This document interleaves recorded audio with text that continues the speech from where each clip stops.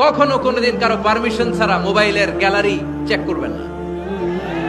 কখনো কারো পারমিশন ছাড়া তার ফেসবুকের মেসেঞ্জারে কে কার সাথে চ্যাটিং করেছে এটা করা যাবে না। কখনো কারো পারমিশন ছাড়া তার মেইলের ইনবক্স খুলে দেখা যাবে না।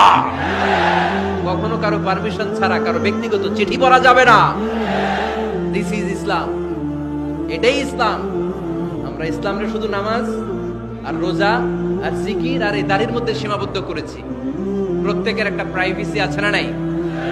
Everyone has privacy and no one should interfere in his privacy or in her privacy.